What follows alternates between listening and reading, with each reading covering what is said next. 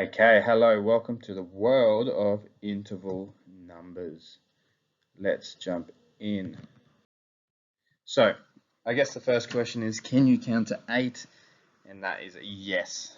So our pattern is here, and it goes from 1 to 8. You might notice there's a whole bunch of other numbers in the middle. So 1, we've got a B2. The B stands for a flat. 1, flat 2, 2, flat 3, 3, 4, flat 5, 5, flat 6, 6, flat 7, 7, 8. This helps us count from one note to the next note of the same name. So say if I started on an A at 1, by the time I counted all of these, when I get to 8, it will be the next A up the octave. Notice that there are flats between each number, but there are no flats between the 3 and the 4 and the 7 and the 8. From this system and this pattern, we can look up different chord and scale formulas to play any chord or scale we want. If you combine this with letter names and solfa, you will develop a really great relative system of understanding music and be able to swap and play in keys at any time. Okay, so here is our piano example page. Guitarists, you can go to the next slide for your example. So up the top, pianists, we have our chromatic system, 1, flat 2, 2, flat 3, etc. And down the side, we have a whole bunch of formulas.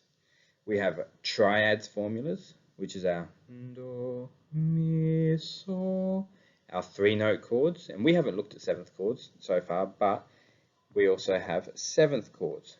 Do, mi, sol, ti, chords with 4 notes. Also here we have three of our basic scales and their formulas. Let's look at some triads first and then look at some scales. So let's do a major chord and let's start off C. If we call C 1, we go flat 2, we go up 2, flat 3, 3, we get to here. And then if we're at 3 now, we go 4, remember no gap between 3 and 4, flat 5, 5. These 3 notes will be a C major chord, and the reason it's called C is because the 1, or the root note, which sometimes we call 1, is C. We've got C, C, E, G, E, C. If we were to change this into a C minor chord, the only note that would change would be the 3 going to a flat 3 here. And that's the whole system for chords. Let's erase that and try one more on a different note. Tell me a note.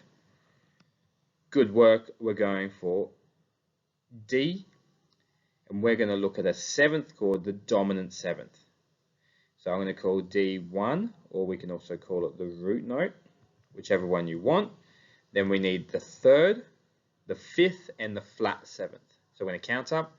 We're going to go 1, flat 2, 2, flat 3, our 3, 4, flat 5, 5, a little bit more, flat 6, 6, flat 7. These 4 notes will create a C dominant chord. A D dominant chord.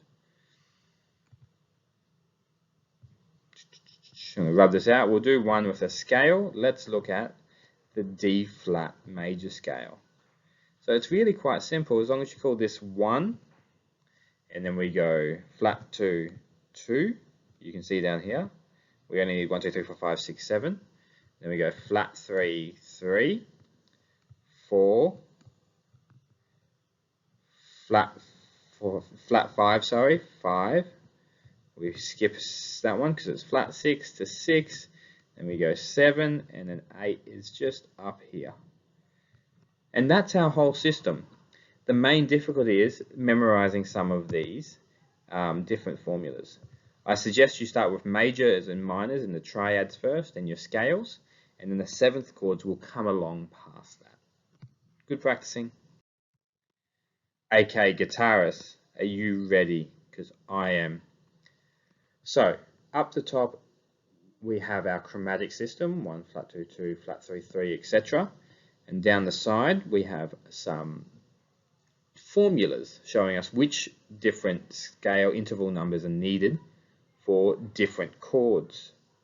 We've got our major chord needing 1, 3, 5. Our sus2 chord needing 1, the second and the fifth. And then we've got seventh chords, 4-note chords. So we need major seventh, 1, 3, 5, 7, and so on. Here we have some scales, and you can see they've got 7 notes. 1, 2, 3, 4, 5, 6, 7, or 1, 2, flat 3, 4, 5, flat 6, flat 7. I'm going to use dark blue to try and show us this. So this is on, we're going to be working this out in the key of G because 1 is on our 3rd fret here. So this is a G note on the guitar or bass. Remember, guitar you use these 2 extra strings, bass you only use these 4 strings, but the same principles apply. Let's do a major chord first. We're looking for 1, 3, 5. So often there's a problem there already, and we know that we can't play 2 notes on the same string at the same time. So we need to figure out if we want to put the 5th somewhere back here, which actually ends up being a bit of a stretch, or if we need to change stuff and maybe skip a string. So we're going to go 1 here, 5 on the next string. We can play this 1 again if you want, or we can skip it and go straight to the 3. And this becomes our 1, 3, 5 if we were to play all the notes at the same time.